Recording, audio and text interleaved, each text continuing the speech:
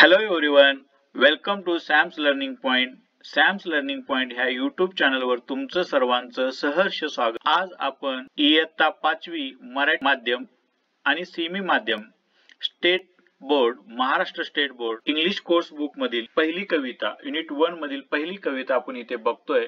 What a bird's thought. What a bird's thought म्हणजे पक्षाचा विचार किंवा त्या एका पक्षाचा विचार काय आहे आपण इथे बघूया किंवा तो कसा पद्धतीने विचार करतो हे समजून घेऊया. थॉट म्हणजे विचार. I lived first in a little house. मी सुरुवातीला बघा एक छोटासा पक्षी, खूप सुंदर आणि खूप मिनिंगफुल आणि आपल्याला खूप छान मेसेज देणारी कविता आहे. खूप व्हेरी वेल म्हणजे खूप चांगल्या प्रकारे मी तिथे राहत होतो.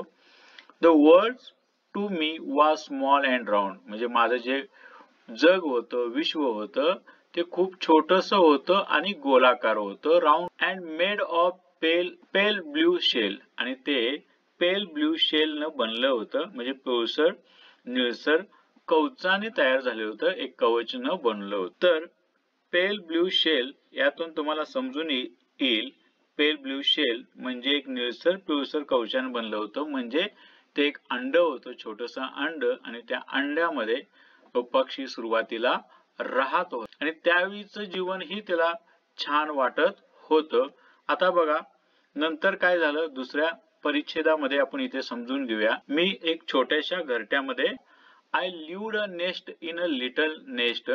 त्याच्यानंतर मी पुढे नेस्ट म्हणजे पुढे मी इन अ लिटल नेस्ट पुढे मी एका छोट्याशा घरट्यामध्ये राहायला लागलो किंवा राहत होतो. Nor needed any other. Nor needed any other म्हणजे मला कशाहीची गरज वाटत नव्हती, भासत नव्हती, कारण तिची आई जी होती ती त्याला सर्व गोष्टी भरवत होती, आणून देत होती आणि तेच त्याला विश्व वाटत होतं आणि त्यामध्ये तो आनंदी होता. I thought the world was made of straw. आता इथं स्ट्रॉ म्हणजे खुसपट म्हणू शकतो आपण, काड्या खुट्या म्हणू शकतो. I thought the world was made of straw म्हणजे मला असं वाटत होतं की जग हे काड्या कुट्या स्ट्रॉने खुसपटाने जे घरटे बनवण्यासाठी पक्षी घेऊन येतात, पाला पाचोळा काड्या कोटे कुसपट, त्यातूनच जग बनतं का असं मला वाटत होतं. बघा विद्यार्थी मित्रांनो, जग तर खूप मोठा आहे पण तो लहान होता. सुरुवातीला त्याला असं वाटायचं की अंड हेच त्याचं विश्व आहे. नंतर त्याला वाटलं की ते घरट आहे, जे घरट बनलेलं आहे काड्या कुसपटनं किंवा स्ट्रॉन, तर तेच त्याला जग वाटत होतं.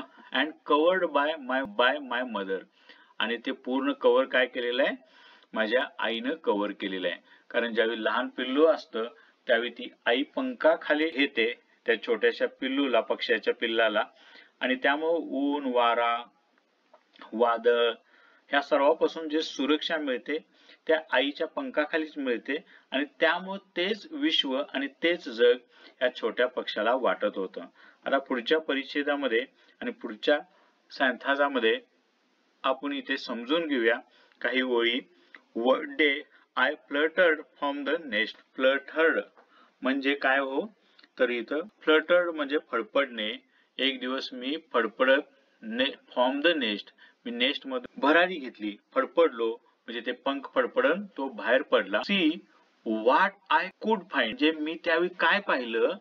आय सेड मी म्हणालो the world is made of leaves. मग त्यावेळी बघा विद्यार्थी मित्रांनो, त्यावेळी त्या पक्षाला असं वाटायला लागलं की आता नाहीये की ते पेल ब्ल्यू शेल नाही बनलेलं आहे, काट्या कुट्यानंही बनलेलं नाहीये, घरट्यानंही बनलं नाही, तर आता सर्व जग त्याला वाटतं लीव्स. लीव्स म्हणजे पाने, लीप म्हणजे पान आणि लीव्स म्हणजे अनेक पान, जे झाडाचे पाने असतात छोटे मोठे, त्या पानानं हे सर्व जग बनलेलं आहे असं त्याला आहे वाटत. I have been blind. मी आंधळा होतो, कारण सुरुवातीला तो जो म्हणतो ना की जग हे पेल ब्ल्यू शेल न बनलेलं आहे, तेच माझी दुनिया आहे. नंतर तो दुसऱ्या परिच्छेदमध्ये बोलतो की घरट्यानं जग बनलेलं आहे, त्याला त्या जगाला माझी आई कव्हर केलेली आहे, आईनं कव्हर केलेलं नाही. आता तो म्हणतो खरंच मी आंधळा आहे. आता जेव्हा माझे पंख फडफडून बाहेर पडलो त्यावेळी माझ्या लक्षात आलं की जग हे खूप पानाने खुरलेलं आहे, पानानं बनलेलं आहे.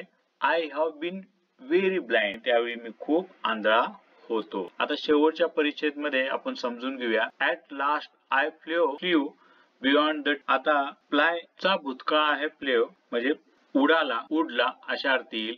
At last I flew beyond the tree. मी त्या झाडाच्या ज्यावेळी सुरुवातीला तो अंड्यामध्ये होता, नंतर घरट्यात आला आणि त्या झाडामध्ये तो पंख फडफडत होता, त्यामुळे त्याला पूर्ण झाडामध्ये सोबताला काय दिसत होते, पानच दिसत होते भरपूर.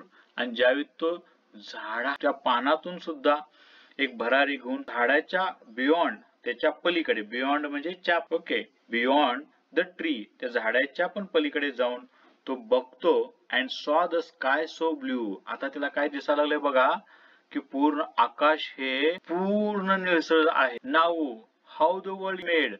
मग आता मला सांगा की कशा पद्धतीनं जग बनलेलं आहे. I can not tell. काय सांगू शकत नाही. कॅन, तो प्रश्न इथे आपल्यालाच विचारतो की तुम्ही सांगू शकाल का हो. तर इथे विद्यार्थी मित्रांनो खूप सुरेख आणि छान ही कविता इथे संपलेली आहे.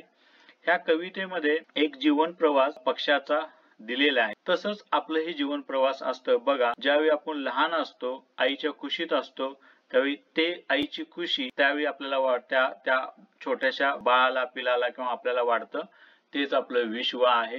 जेव्हा आईच्या कुशीत येतो, आईच्या मायेमध्ये त्यावेळी आपल्याला वाटतं ते जग आहे.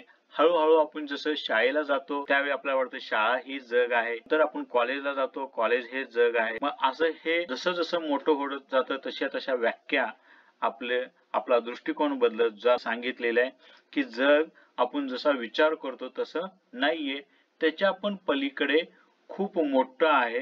तर तुम्ही हे सांगू शकाल का, असे इथे हे कवी आपल्याला संबोधतो पक्षाच्या माध्यमातून, म्हणजे पक्षी आपल्याला इथे संबोध. ह्या लेसन वरील वर्कशॉप प्रश्न आणि उत्तरे आपण पुढील पार्ट मध्ये बघणार आहोत.